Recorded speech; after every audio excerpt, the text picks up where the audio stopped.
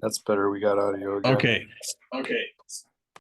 Now we did it. Okay. So I spent 7 weeks in Australia.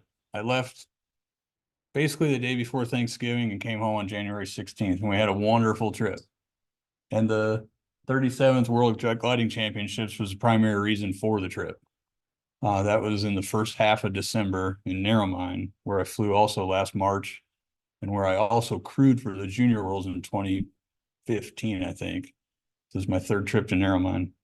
So anyways, it's also my third time as a member of the U.S. soaring team, although in a lot of ways it felt like the first time. The first two times I flew internationally was with the 13.5 meter team, which was an amazing experience, but it was a contest of like 12 to 15 pilots. This was a full-size world championship contest. So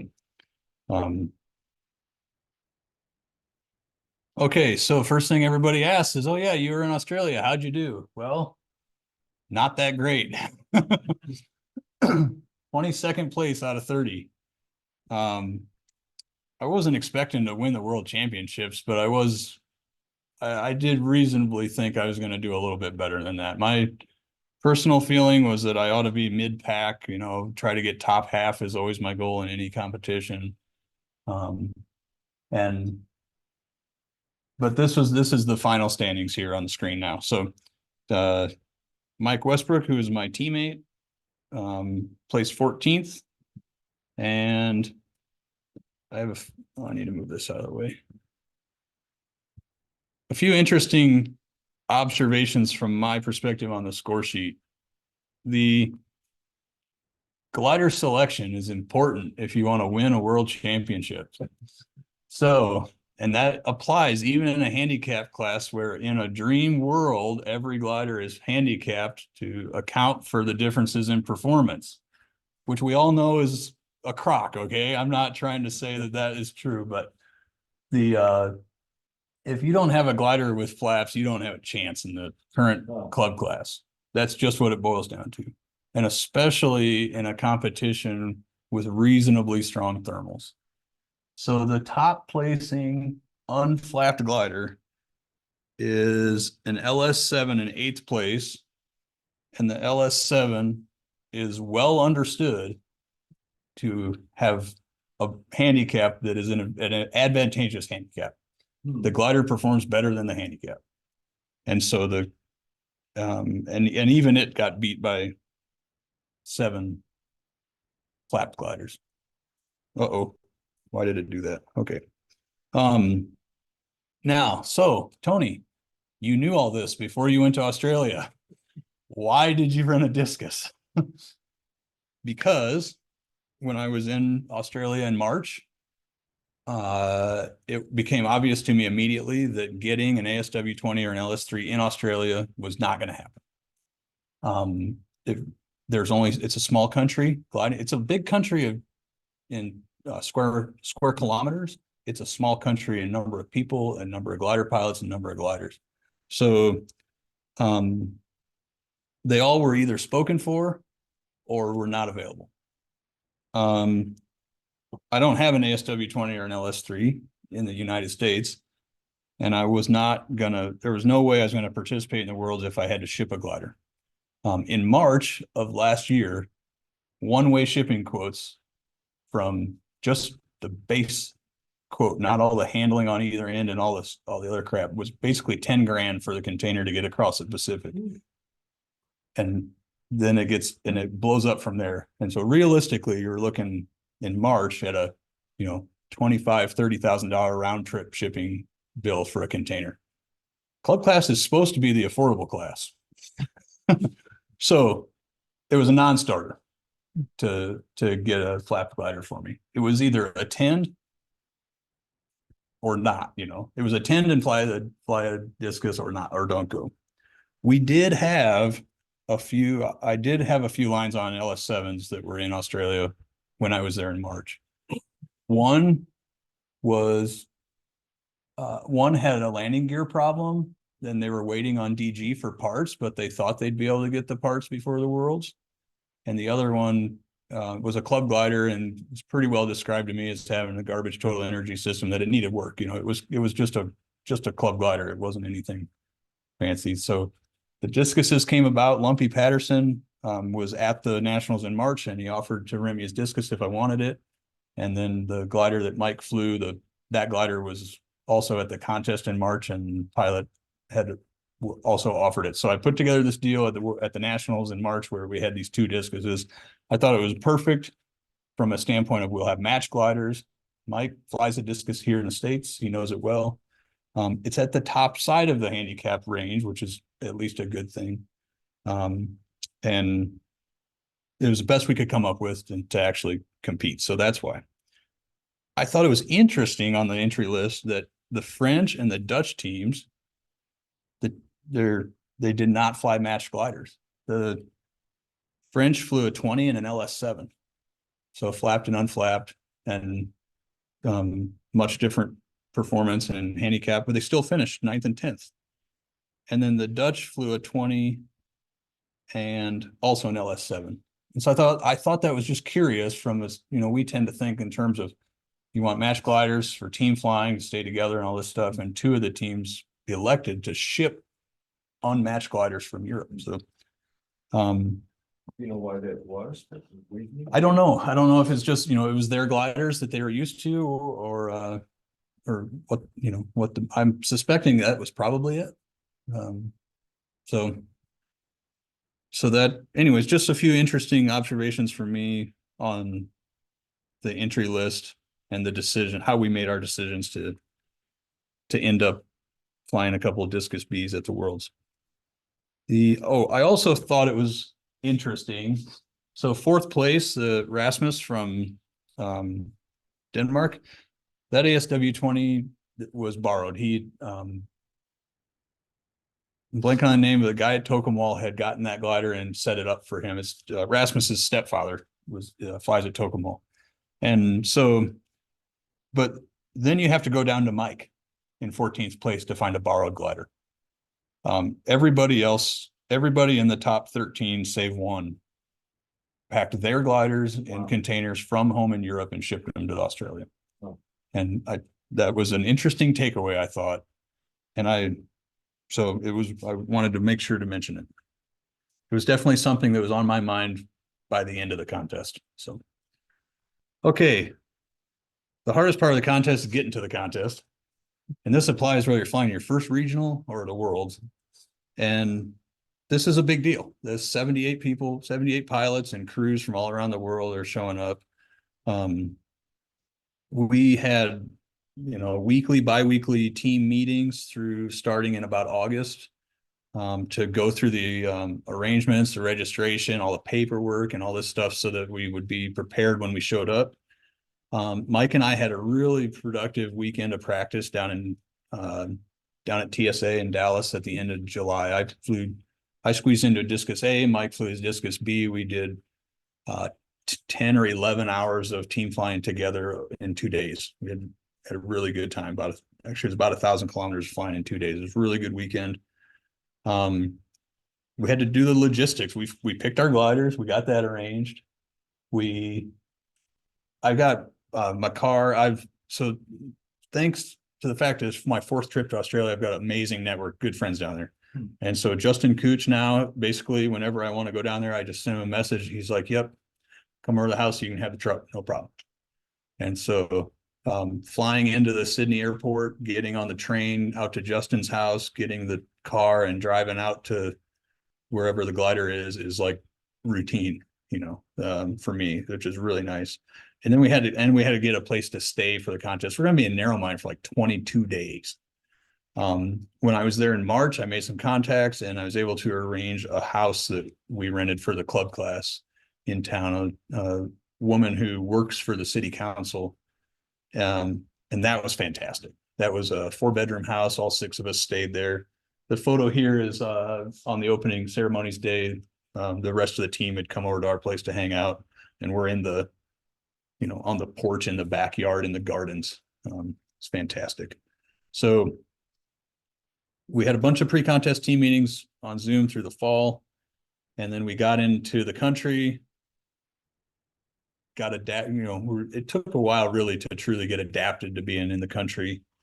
And And then along the way, I'm thinking of like everything that can go wrong, right? So I'm packing spare tires and wheels and tubing and half of my suitcase was like glider contest repair kit stuff, because all I can think about is all the disasters I've encountered or seen or heard of at other contests. And my absolute worst nightmare is that I lose a contest because of a flat tire. Okay. So all that kind of stuff's going on. But really my preparation through the fall was more logistical. So our flying season had ended, and that was what I was thinking of. I wasn't thinking tactics. I wasn't thinking strategy. I was just thinking, what do I need to have in place to show up at the contest and register and be accepted into flying? And then, so I included a few questions. Why am I doing this? I've already decided I can't win. Like I've already pretty much made that decision. This is an absolutely massive effort. Not just on my part, but on Leah's and Pete, who crewed for me, and the whole team. We're putting a lot of effort into this. And so I don't know if I have an exact answer for that question, but the whole purpose of competition is to see how you rate, and no matter what level you're at. And I was interested to answer that question, I guess. It was an awesome excuse to skip out on a little bit of winter, although I got back for the coldest part of the winter, and a nice opportunity to stretch out the soaring season. And then that of course goes along with what are my goals. Generally at a contest, I always have a goal of don't get last and try to get in the top half. And so at a high level, that was mine. And of course, let's not break anything. Let's maybe leave things better than we found them, that kind of thing. So, okay. That's the state seal of the state of Kansas, right? Everybody knows that one here. Ad astra per aspera, to the stars with difficulties, roughly translated. By about the second practice day of the contest, this was our team motto. Meaning me, Leah, and Pete. We frankly had a tough go with things going wrong. And so I just made a slide so we can just get that stuff all out of the way. So I'll start from top left. It's roughly in order from top left. So when we picked up the glider, this is something Pete's doing some soldering there to put a little switch in the wiring on the variometer. For the worlds, we use the pilot event marker to stretch out the gaggles, and I'll talk a little bit more about that. We knew we had to get a way for me to activate the pilot event marker.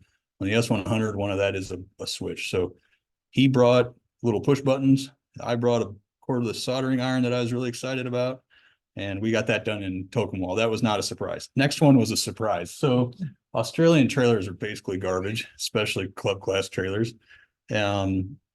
They're all homemade. They never get used. They arrow tow out of fields out there because fields are huge, and their trailers suck, which makes their trailers suck more because their trailers never get used. The tire there that Pete's changing blew out on the drive to Narromine. It was from 2003. The tire on the other side and the spare were from 2015.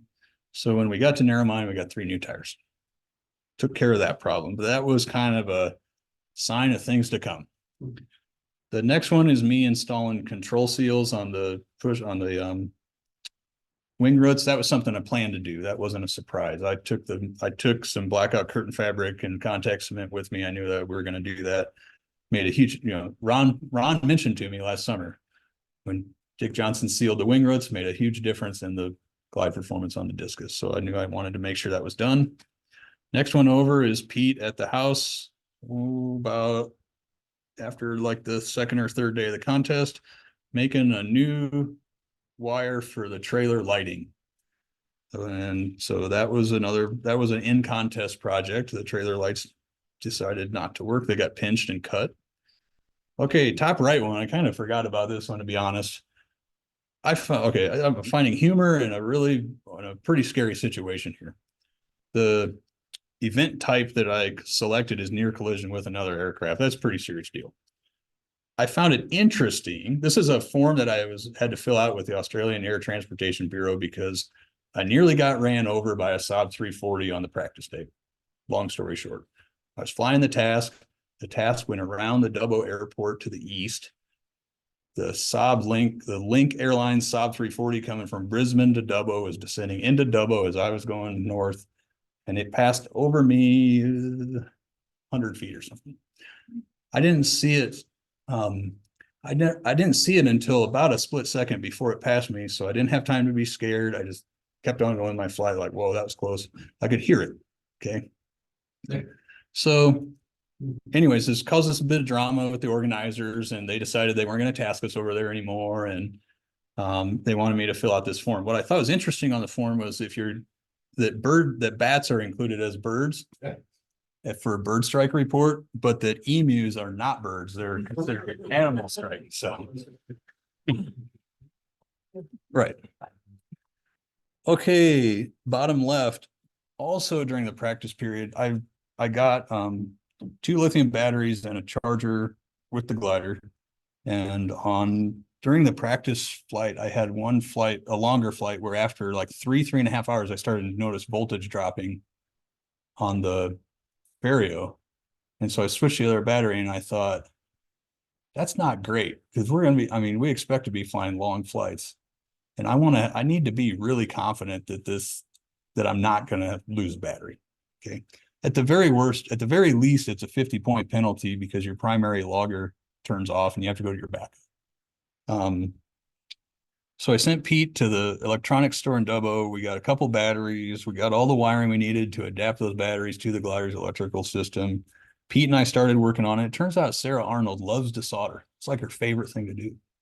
And so on one of I think the day of the opening ceremonies, she was soldering to connect the batteries up for me. And so I had 2 new batteries to get me through the contest. First contest day I finished, and the zigzag tape on the horizontal tails peeled up. So I had to source some tapes and everything from my buddy Jack Hart, who saves me on that kind of stuff regularly in Australia, and get the tape reattached. Then below that is the day that the internal battery on the S100 decided it was too hot and it was going to take a vacation, which is not necessarily a problem unless the electrical system for the glider fails and then the internal battery is not there to keep the logger going. It decided the next day it was fine. It was good for the rest of the contest. Just one day it took off. The tow operation was busy, like 9 tow planes and all this. And the tow plane would come out in front. They'd hook the rope up, tow plane would take up slack, and you'd go. It wasn't the smoothest take up slack. I'd been dragging the brake on the glider as the slack came out. Anyways, they mentioned it one morning at the briefing that you should do this so you don't overrun the rope and back release. And that day I squeezed the brake as the slack came out and went ping. And the soldered end on the brake cable had pulled off. I had about 1 second to decide if I wanted to take off or not, and I did. And I got up off tow and I called Leah on the radio and I said, hey, brake cable, I need a new brake cable. They said, okay. And I said, so back up 2015 Junior Worlds, I had to replace a brake cable on the Cirrus that I was crewing for.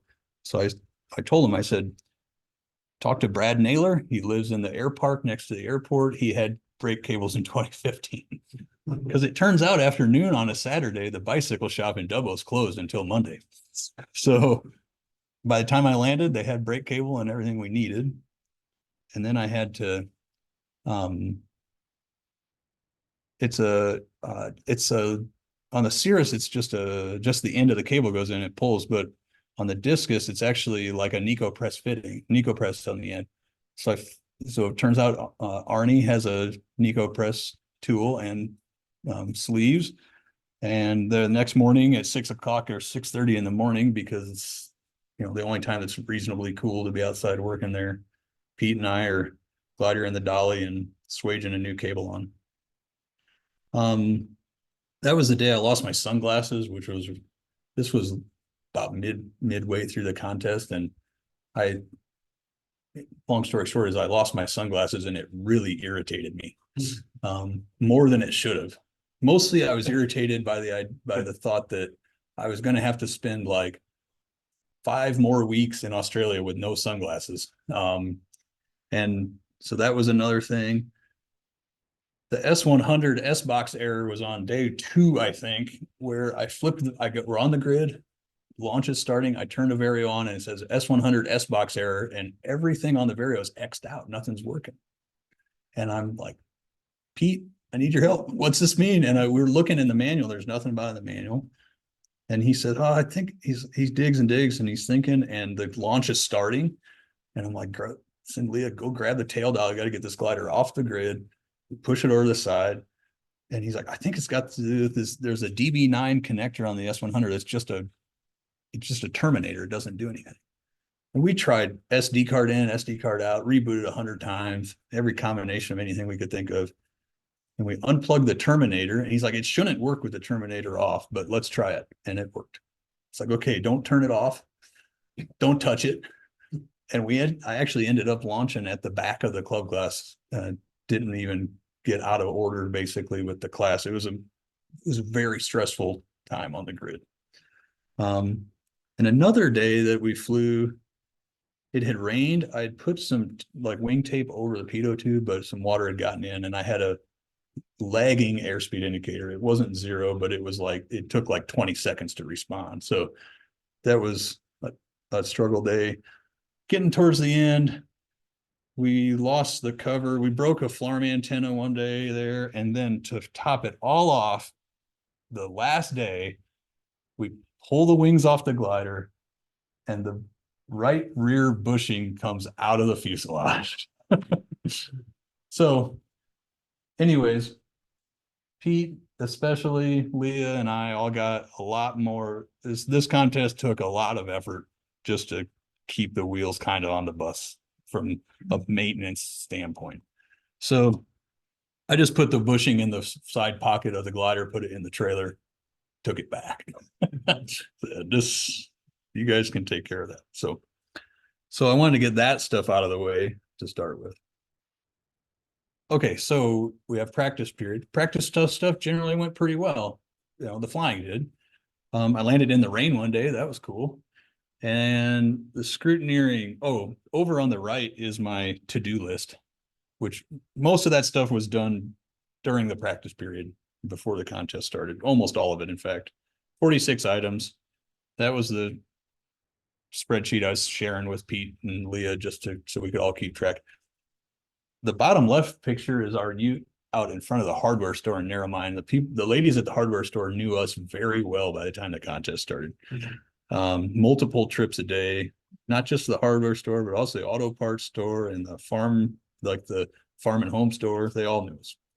Scrutineering was not a huge deal for us. The registration system they used was excellent as far as we had to pre-submit almost all the paperwork that they needed. So they already knew that the glider was legal, that we had all the documents we needed and all that kind of thing. Functionally, all they had to do when we pulled in the hangar was weigh us in the glider, check make sure the wingspan's okay, which they always check it. And it's like, what are you going to do if it's over, So, if you followed along on Facebook, you saw a bunch of posts about, they were really particular at scrutineering. That's just overall. And this has background. Australia hosted the Women's Worlds a few years ago, and the Australian team got caught cheating, and the pilots were penalized or maybe disqualified due to they were using the contest tracking feed, but they had figured out a site to get the live data rather than the 15-minute delayed data. This is basically what it boiled down to. It was a black eye on Australia and internationally in gliding. So the organization made a deliberate decision that they were going to be very strict letter to the law and scrutineering, so that our first interaction with them demonstrated that they were just going to do things by the book.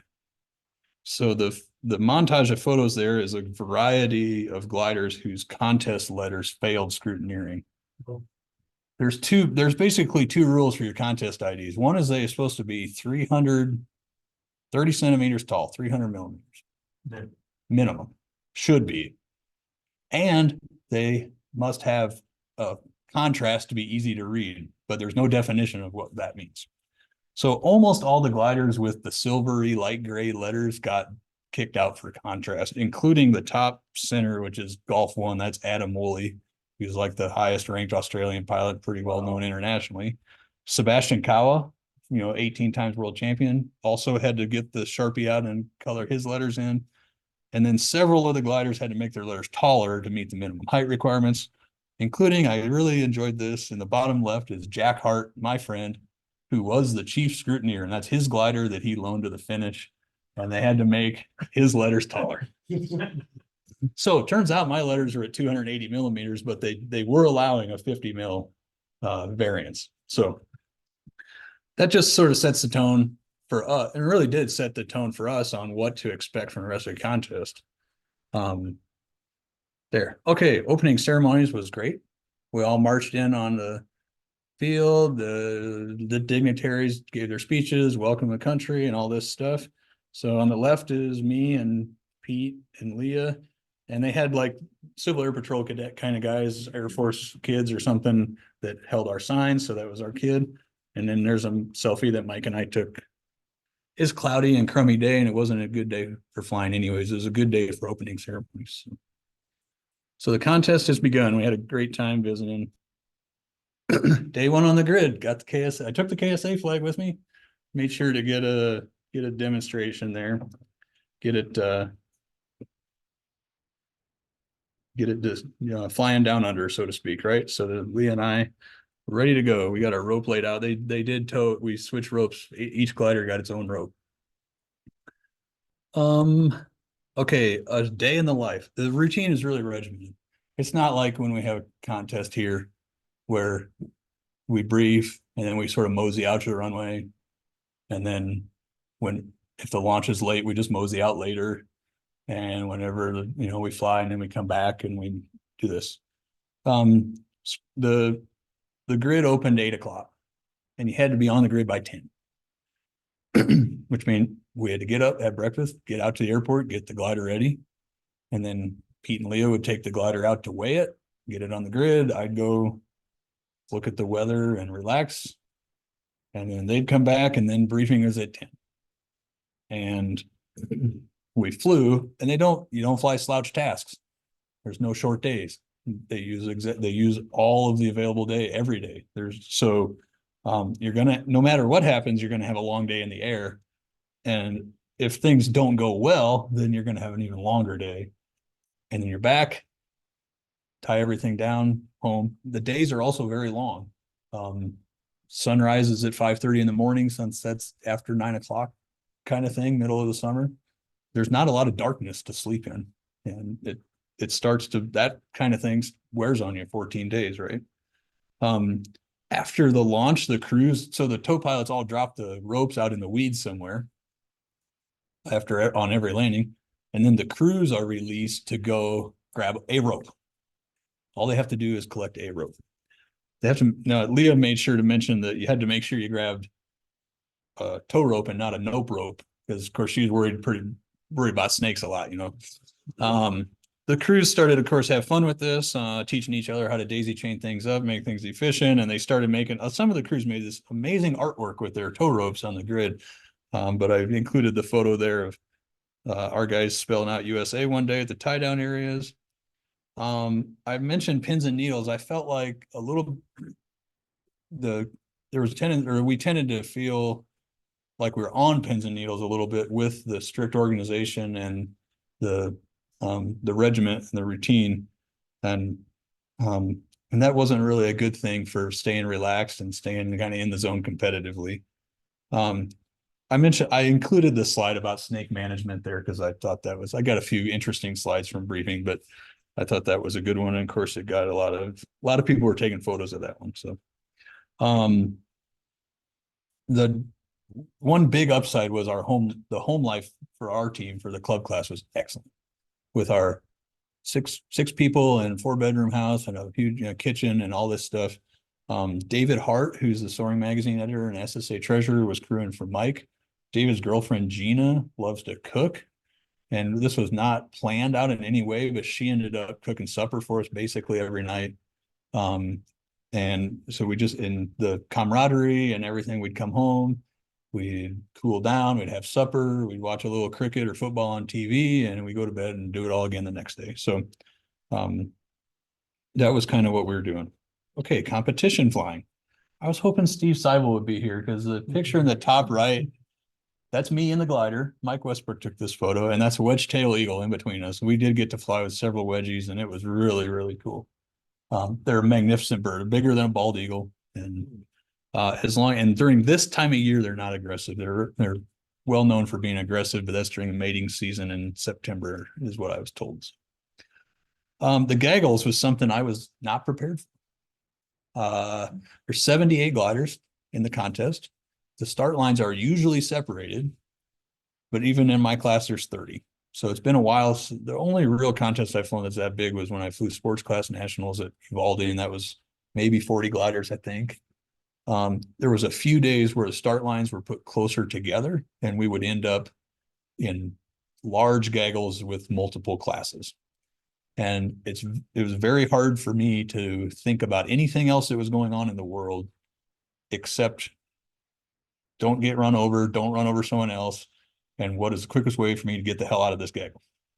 And so it's pretty hard to think tactically and competitively when that's the situation you're in. Plus the gaggle does stupid stuff like just sit there in zero sync or sit there in sync, and nobody wants to leave and nobody wants to do anything. And that goes along with the start geometry and everything with the pilot event marker, which I'd never used before.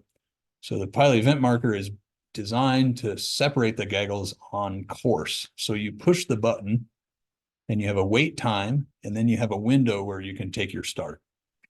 But only you know when you pushed your button. And so what this prevents is that everybody waits around for one pilot to start and then they all follow. So, or that's the idea.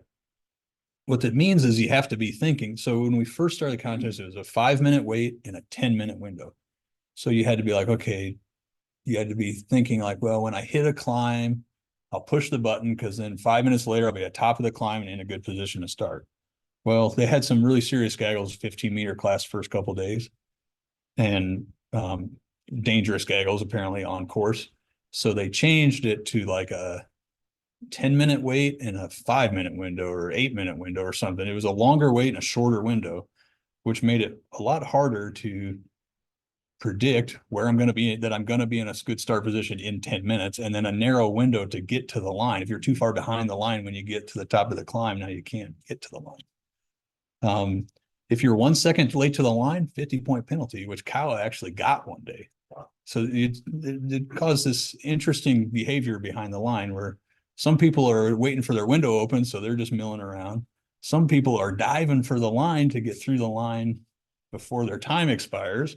And no start geometry and system ever is perfect. They all have their problems. But this was just something that I had not thought through the actual technique or the tactics of how it would work in real life.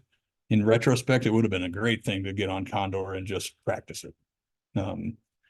The understanding of the weather. So, and mostly from the sense of getting a good handle of what the weather is actually going to do during a given day, and then making tactical decisions based on that.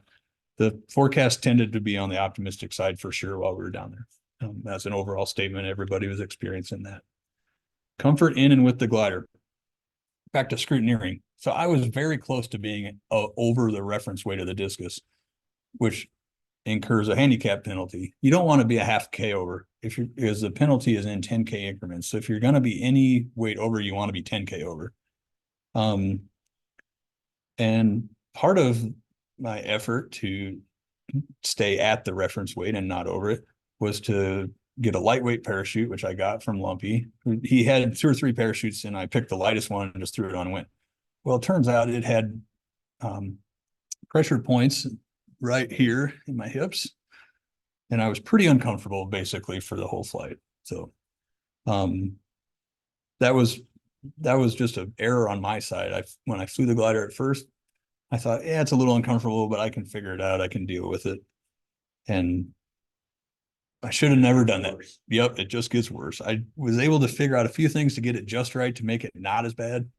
But no matter how much you tell yourself that this minor annoyance is not going to affect it, you're flying, it has to affect your flying. So, and then of course, in a handicap competition, what you're really trying to do is to beat your handicap every day on course. And just to summarize, just maybe tell the ending before, my main takeaway for myself from this contest was that this was the toughest contest I've ever had psychologically. Like, I know how to fly the glider. I know what I should be doing, but I had trouble maintaining like I got done. I'm like, I need to go talk to a sports psychologist kind of thing, basically, of like, because I was doing really stupid stuff competitively, basically. I was flying like I'd never flown a contest before. But for example, you cannot brute force a glider to go faster. I know this. In fact, sometimes you have to try less in order to go faster, but I kept trying more. And partly that, and some of that was frustration building up because I was getting really tired of getting outrun by flapped gliders. So some rookie mistakes I was making. About halfway through the contest at supper time, I asked Mike, because Mike's flown a couple of junior worlds, and this is his third or fourth world championship. Like, how many of these do you have to do before you don't feel like it's your first contest you've ever flown? And he's like, I don't know. So, managing a mental workload of just keeping track of, like I said, particularly in the gaggles and what's happening and what decisions I need to be making. I did way too many outlandings, at least too many outlandings, which were a result of complete rookie mistakes. Like, hey, I'm out here by myself. Let's try to cross that blue hole. Fatigue was like inevitable, but managing that to the best of my ability, you could always do better. I started to get pretty easily irritated by especially the last 5 days of the contest, sports psychology thing, and then distractions are everywhere. And, being able to, you want to be social, and you got a lot of your friends around. A lot of the other pilots are friends of mine from Europe. A lot of everybody in the organization in Australia, people that I know by now. And you want to hang out with your friends and have a good time. You want to enjoy the contest. You want to do all this other stuff, but there's only so many hours of darkness to sleep in. So, anyways, these are the same kind of mistakes we all make when we first start flying gliders, first start competing. Okay. Okay. First outlining was actually a really cool outlining. So we probably started too late and went too slow. And we ended up 50K from home, 32 miles at 1,000 feet over a farm strip. And there was me and Mike, and I thought we were doing great. We stayed together the whole day. And then there was like 3 or 4 other gliders with us. And we're all milling around. It's like 7 o'clock at night. Okay. And we're holding altitude. And one by one, gliders land on the farm strip underneath of us. And Mike and I are like, well, we gained 30 feet there, and we hung there for like 20 minutes. And this was a really good experience for me because up until then, I wasn't confident that I was really doing a good job climbing in the discus. But when I gained 200 feet over the course of 20 minutes, I was like, yep, I'm doing it. This is as good as I can, I'm flying the glider okay, right? And I tell Mike, I said, Mike, the only way we get rewarded for this effort is if we go out to that wheat field and land over there. Because if we land here, we should have just landed half an hour ago. And it's too late in the evening to get an arrow tow back anyways. The sun's about to set. So the trailer is going to have to come get us anyways. So we glide out. There's a guy working a field. We go over him. The wheat field is 2 miles long. Fields there are gigantic. We land kind of in the middle of it near a fence line. There's no obvious place from the air to get into the field.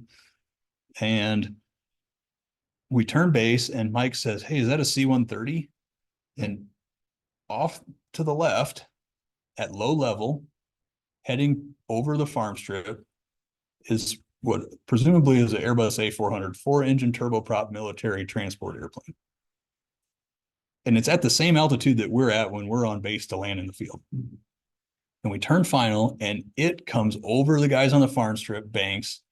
And as we are rolling to a stop in the wheat field, buzzes us. So it's obviously people who are aware of the contest had seen us, came over, and a few of the organizers said, yeah, we got, a few of the guys who, flew gliders when they were cadets or whatever. I thought it was the coolest thing ever. I was like, I'm not even mad that I landed out. Like, that was amazing. So, top left, notice the trailer lights aren't on. So thankfully, both of us landed out and they caravanned with Mike's trailer following And that was the next day Pete was fixing the wiring. Middle picture is me holding my cell phone up in the air to get a signal to text Leah. Nice selfie with Mike and I with his, that's a shirt he made for France for when he went to the Worlds in France with Bart Simpson or with Homer. Very dark. Gets extremely dark down there. We had done all kinds of things to prepare for outlanding, like we rented satellite phones. We had these like flashy lights that we could leave on the glider so we could find the glider when we got back. We had extra water with us. And when we figured out that the way out was to the north, Mike and I left the satellite phone in the glider, left the light in the glider, not turned on, left the water in the glider, and just started walking. And we actually had a really nice walk. It was fun. It was cooling off. We were chatting. The sun went down. It started to get dark. We started to hear noises out in the grass. Mike says, "What's a kangaroo sound like?" And then he starts laughing. And I was like, "What?" And he says, "Well, his son, Alex," he says, "My son, Alex, told me that I don't have to outrun the kangaroo. I just have to outrun you."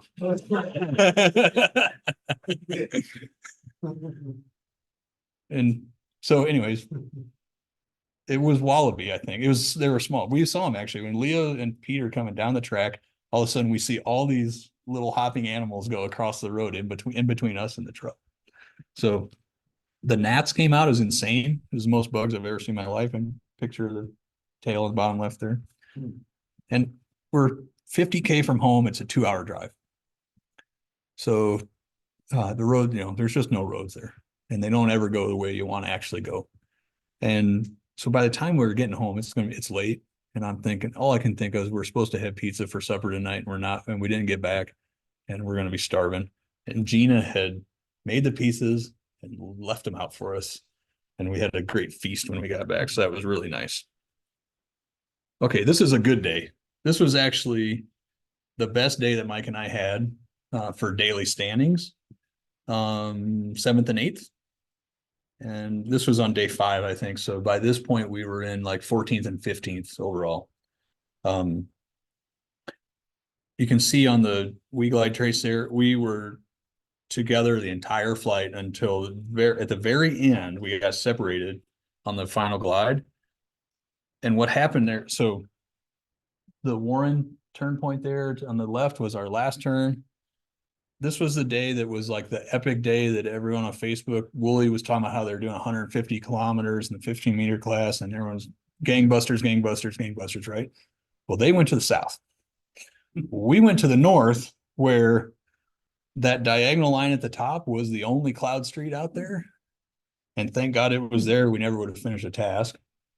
And then there was another, as we came back, there was another cloud street parallel to that, but kind of north of the Warren Narrowmine line. And then and it was an assigned task, so you had to go to the point. And the final glide home was in the blue. And we got our last climb there, and then we start out, and I was going like slow. I was going like 60, 65, because I'm looking out ahead and it's dead. There's nothing. And Mike goes 70, 75. And I'm like, I don't know what he's doing, but I ain't doing that. So, and I asked him later, he's like, well, I knew we had to get a climb to get it home anyways. So why fly best glide? I'm like, well, because I thought we were going to land out. That's why I was flying best glide. So he got a little bit ahead of me, and we got a little bit separated. There's like 10 points difference by the end of the day, but this was our best day together. The days that we stayed together, we did a really nice job of flying, I thought. So we did have some good days in with all the troubles, but another land out. This was an excellent field. What happened here was the task was to the west, and the clouds were further into the circle, and we really wanted to go, but we wanted to get to the clouds. And then there was a blue hole to the north, and I got out ahead of Mike a little bit and behind the Polish. And then I ended up alone, and I need to learn to turn around sometimes, which is a really hard decision to make when I wasn't that low when I started out across the blue. It's like, there's got to be something out there. But Dick Butler said, if it's blue, there's a reason. And it's probably because thermals aren't going up high enough to make a cloud. So anyways, it was a nice field. The folks in the bottom right live across the street. I thought about walking over there, but their driveway was like a mile long. So it was like a 2 mile walk in the heat of the afternoon just to see if someone was home. But they came over once their neighbor came by and he called them. They came over in time to help with the retrieve. Kind of looks like Mars. Yeah, or Western Oklahoma, right? So basically after the midpoint of the contest, I got into this every other day landing out habit, which was not good for the scores. And this was this last one, the third land out, and pre-start, a storm started to blow up on second leg. And we went to the first circle. And what we should have done was just go to the back of the first circle because there were west of where the storm had formed, there was Q way west. And I didn't get up. Mike got like 1,000 feet higher than I did at the edge of the blue. And we set out across the blue and he barely made it across. Almost everybody got down to like 1,500 feet, 1,200 feet kind of stuff at the other side of the blue. And unfortunately I intersected the ground and this was day Sarah Arnold landed out the same way this day. Bruce Taylor, Michael Mix from Denmark, who had been doing really well, top 10 kind of thing in the club class, did, same situation, caught a lot. I think one of the Germans landed out this day too, but in the standard class, I landed at a farm strip. It was nice dirt runway.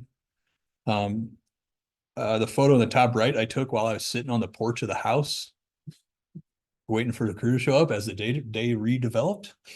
My glider's on the other side of those trees over there, right underneath that big cloud. Pete and Leah showed up, and by this time we were really good at putting discus in the trailer. It was like 15 minutes from when they showed up to when they were packed up. So this was second to last day of the contest. This was the day the airspeed indicator wasn't working good either. And by then I had lost my sunglasses, as you can see from the photo. So let's talk a little bit about what went well. Flying with Mike was great. I'm not sure that we were really getting, I'm not sure how well we were increasing our average speed by working together, but we were flying well together and we were having a really good time. It was nice to chat and talk tactically. One downside of that is each team only gets one frequency. So the standard class and the 50-meter gliders on the US team had to listen to us, which you have to be a little bit careful about not talking too much in that, because all 6 pilots are on one frequency. We maxed out the days and had interesting flights. That same flight as I showed before, but with the cloud streets and stuff. That was a very interesting day to fly, even though it wasn't the best weather, with the big long glides between, and then a nice run down a street and back, and then a big long glide. We kept it safe. 3 gliders withdrew early with damage. Unfortunately, one was a JS3 that was wrecked at the finish line on the first day. It's not a good feeling when you're coming into the finish line, you're 10, 15 miles out and you hear a radio call that says a glider just crashed. And you're thinking, well, did they crash? Did they come up short and crash because they encountered heavy sink? What happened? What do I need to be thinking about right now? And when you get to the edge of the finish circle, you look down and there's a JS3 broken half. Pilot standing up, walking outside was okay. He got to it's a finished circle. He got to it too low. He tried to get into the circle and then turn back for the field. He had not dumped the water ballast out. And he basically spun in from such a low altitude that he didn't have altitude to develop a fatal rate of descent, essentially. That was the worst one. Tice in the club class flying ASW 20 for the Dutch. On a windy day, towing out to the grid, the tow bar broke and the glider spun into the car. Yeah. And the rudder and one flap was damaged. And he was in second place at the time by 1 point. Oh. And so that's the sort of tragic heartbreak stuff that I was talking about attempting to prepare for earlier. The things that are kind of out of your control, and that, it's not, you don't lose a contest in the air, you lose it on the ground. He actually swapped gliders with Diana Schuett, who was flying a standard Cirrus, and he flew the task that day. It was this task. It was the Cloud Street crazy blue hole day. And he outlanded And so then he withdrew from the rest of the contest, but he attempted to just jump in a glider he had never seen before and fly the task and to keep getting some points and have a chance. So, and then Tom Holleran withdrew after he dinged a runway marker with the wing, and he had a pretty rough contest competitively as well. So anyways, I was able to keep it safe. Just a few scratches from the dirt from outlanding on the glider. The club class team as a whole, like I mentioned, I thought was a really, really awesome unit. The bottom left picture is a Christmas card from my in-laws. They got our address in Australia in Narromine from Leah and mailed us a Christmas card. And I cannot tell you how amazing that was to get the mail one day and there's a Christmas card from the in-laws. So we hung that on the refrigerator at our house, and it was really nice. I know many of you guys were following along, and it was really nice to see the comments on Facebook and the emails and stuff about, encouraging and all that kind of thing. So you have to enjoy yourself at these things, especially after the first few days when you realize you're probably not going to do that well.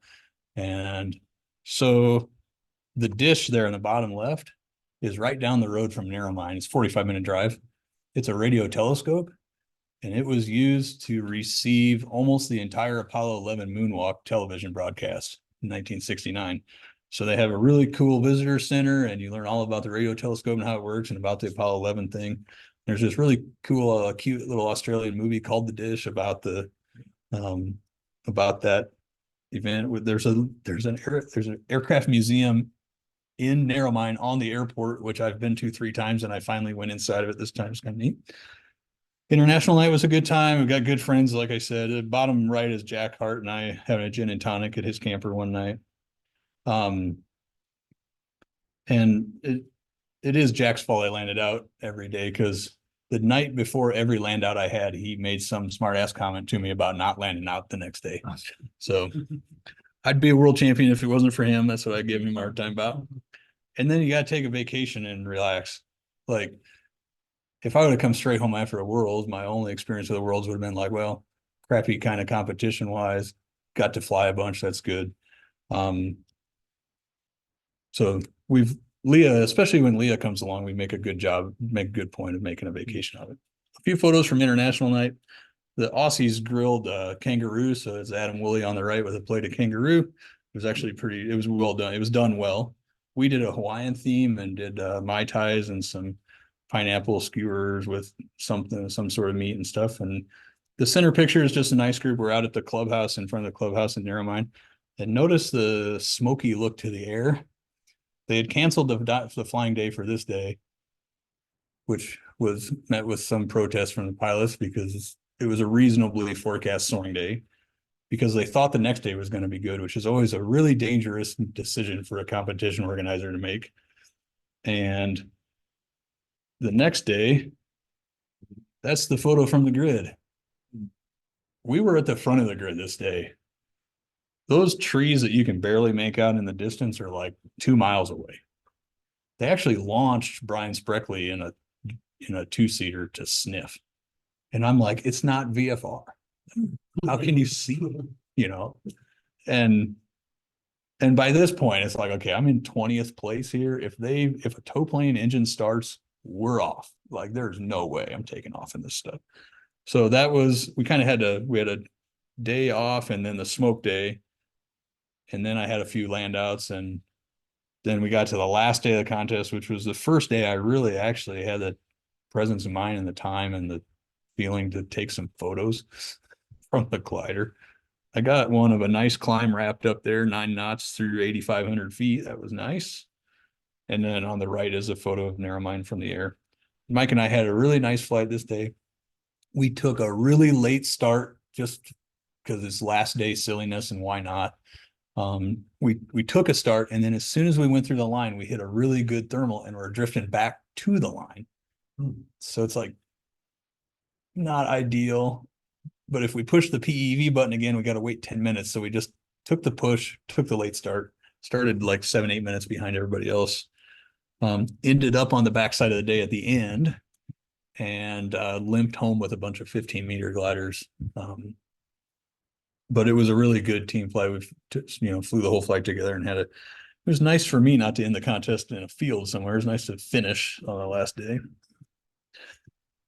And there's the whole team at the closing ceremonies. So Pete Alexander was our team captain. We had Rick Interbo and Tim Taylor in 15-meter, and then Sarah was flying standard class. Tom had gone home by this point. So Tom didn't have a very good contest. Rick didn't have a very good contest. Sarah started off rough, got back up kind of in around 10th place or so.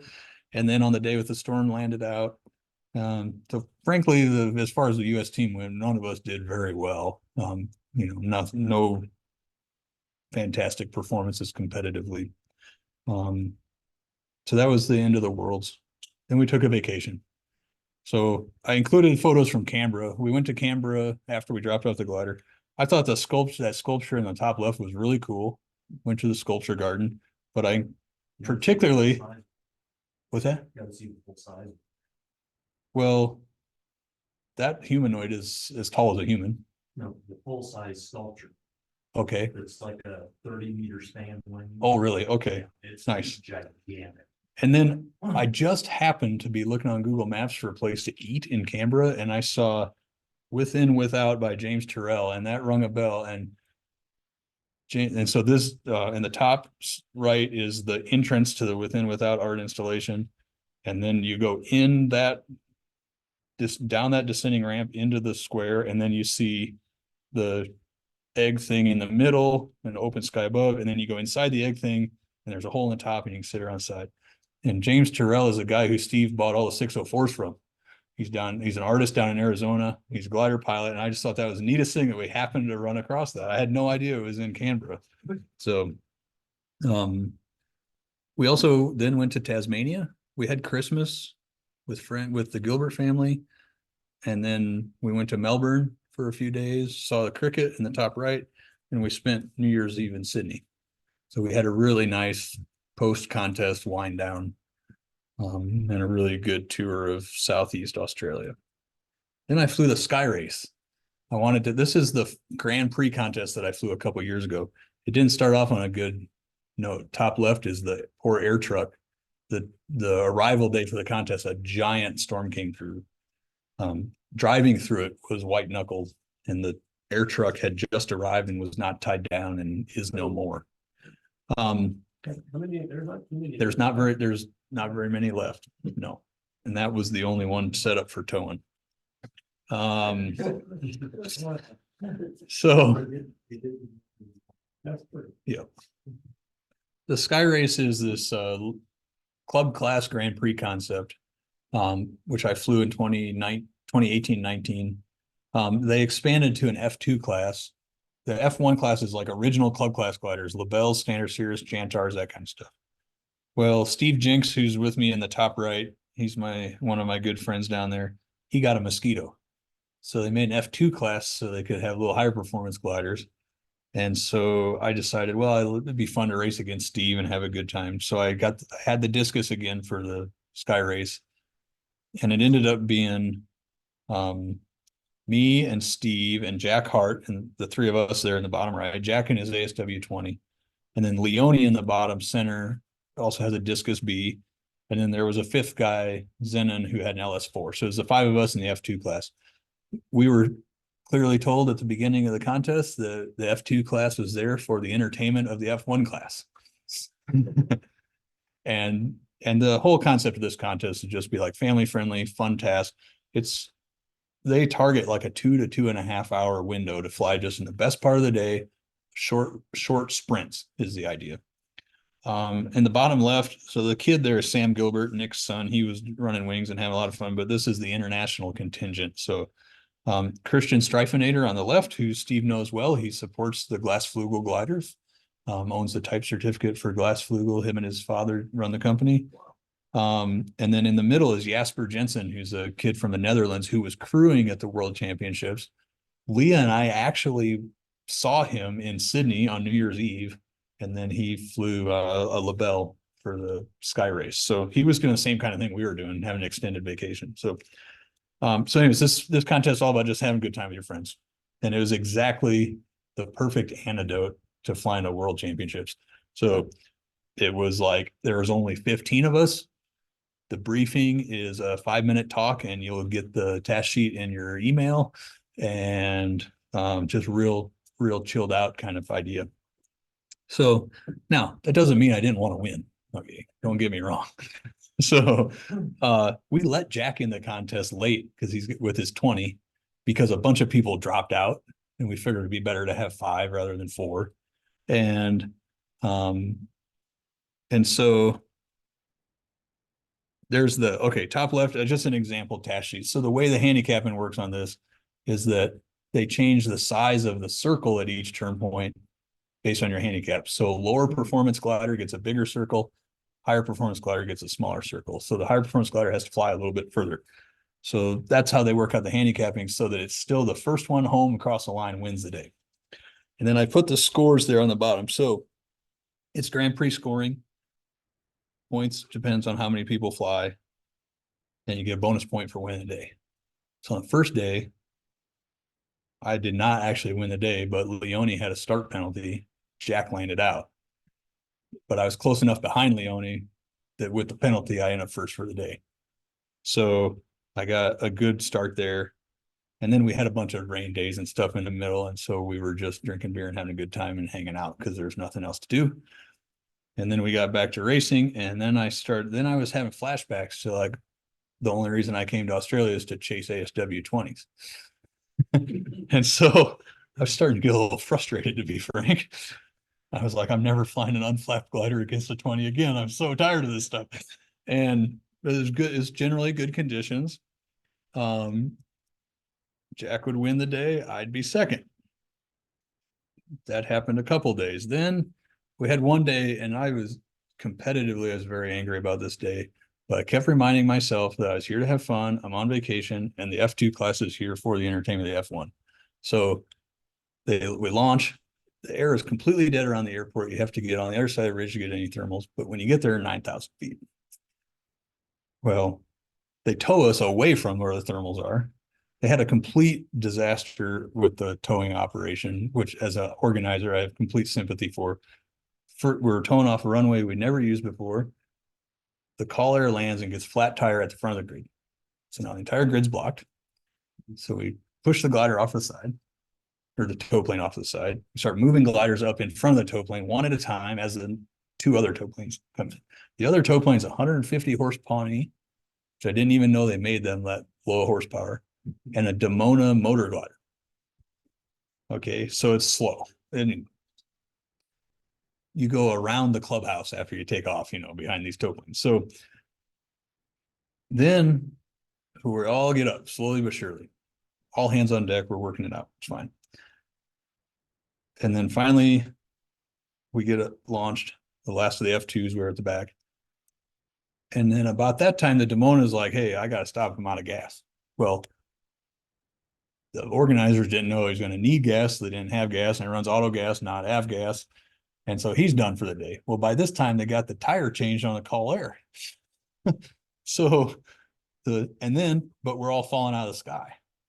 So, but they opened the gate. And so Jack is at 9,000 feet. Zenon is in the weeds and makes a full send committed dive glide for the start line and gets a thermal. And me and Leone and Jinxie are on the ground when the gate opens. And I'm just like, because I had been running the numbers, and Jack's been gaining 2 points on me every day. And I knew I had to win. I thought I had to win one of the last 2 days in order to beat him. And obviously I ain't going to beat him today because he just got a 40-minute head start on me. So I take a tow. They're like, well, when you take a relight, you can tow up to start height. I'm like, it's going to take forever to get up start height behind the Pawnee for one thing. And anyways, I wasn't happy. I did the best I could that day. I got third. So then I realized there's an extra bonus point for winning the last day, which meant that I shouldn't have been mad at all about that day. I should have gotten way more sleep that night, because no matter what, I was behind by 1 point after day 8, and there's a 3-point bonus for winning the final day. So I had to win the last day anyways. So I'm on fire. Balls to walls is a good soaring day. And they did something different on that one where the first 2 turn points, everybody got a half-kilometer circle, and then the entire handicap was made up in the last circle. So get started. Out of the first turn point, I get together with Jack, and we're together, and he's above me, and he is slowly gaining on me, but I know he has to glide further into that last circle than I do, but I don't know how much altitude difference equates to how much further he's going to have to glide. And all I know is it's going to be really close. and I'm just like one log in each circle. I'm being real careful. I got to make sure I get the circle, but don't go extra. And because I screwed that up on the first day. And throughout the whole contest, I'd been kind of thinking about how, when it comes down to it, what can I possibly do to beat him on final glide when I have a glider that doesn't perform as well at high speed? And this arc thing here, I just looked it up. It has some cool name. It's open right there. What's it say? No, above Bernoulli. Oh, decrease decline? Yeah, that. This problem, it was first presented by Bernoulli, but not the aerodynamics Bernoulli, that guy's dad. And the fastest way to get from point A to point B on a downward slope, and it's a parabola, not a straight line. Oh. And I turned on the last leg. I had a tracker up on my phone. I knew that I was a little bit ahead of Jack. I was like, okay, it's okay, but I'm like, can't slouch, we're not there yet. Can't go into cruise. And we get that 10K steering turn to the finish line. And I'm the first one there, make the radio call. Good. 30 seconds later, Julia Hotel, Lumpy's shit. That's too close. And I had enough altitude forward. And all I'm hoping is that he's behind me a little bit and at my altitude or below it. And because I got scrubbed off at the Sailplane Grand Prix doing by Rich Owen once, but I was a little bit behind him, and he just pushed, and so I pushed, and he pushed, and I pushed, and he pushed me right into the minimum altitude. So I'm like, my only hope is I can scrub him off at the ground, and dive, and we're doing a finish lines with 50-foot height, and it's a wide open airfield in front of us. And I'm like, I'll just burn it off, and I'll land straight in. And we're coming in over the field. Oh, I took the picture out. Okay, the airfield right before the finish line is this big, wide open dirt field. And there's maybe a low fence at the road, and that's it. It's completely clear. And I'm just bombing for about quarter mile short of the airport at 120 or 125. And we're getting over the field, and we're getting down like kind of into ground effect. And here comes this freaking ASW 20 past me on the right, and he's doing 130. And he beat me in the line by 2 seconds. It was the most exciting finish I could ever imagine. It was so cool, so frustrating that I was the one behind 2 seconds and not ahead 2 seconds. But what a way to finish a competition up. And especially when it's one of your best buddies down there, that you're racing against, and we had a great time. So that's the short summary of the Grand Prix. Long conversation about the worlds, but generally had a good time, learned a lot. Not so dejected about the whole experience that I don't ever want to do it again. But not going back without a competitive glider. That's for sure. So anyways, any questions? So you were in Sydney for the New Year's Eve fireworks, Yeah, us and a million other people. considered like one of the best in the world. It was fantastic. Yep. Yeah, it was an amazing experience. So yeah, and it was their first big year back since COVID. They were really excited to have so many people in the city, and we had tickets to the Opera House, so we were down there about 5, 6 o'clock in the afternoon. Had food and drinks and a beautiful view of the Opera House and of the bridge, and fireworks at 9 o'clock for the kids, fireworks at midnight for the grown-ups, and walked back to our hotel by 1 or 1:30 in the morning. So yep, it was pretty incredible. So, Did you debrief with Sarah? with Sarah Arnold, on how the contest went and everything, you mean? Yeah, I guess what I'm wondering is you've got male pilot, a female pilot, and you're both doing the same tasks, is there? Yeah. any noticeable So difference? Sarah was flying the standard class, so she was doing different tasks than we were, flying the same days, but I mean, Sarah's world champion. She won the women's world. She's a damn good pilot. So we've I mean, we've chatted a little bit. I wouldn't say we've from a team standpoint, we kind of contest was over. We scattered, frankly, we didn't do a really good, like as a whole team debrief on the experience. You talk about the sports psychologist. I Yeah. was wondering if it's different feelings for. Yeah, that'd be a good question for her. So. So It sounds a little bit like that you learned that you're gonna go back with a more efficient ship.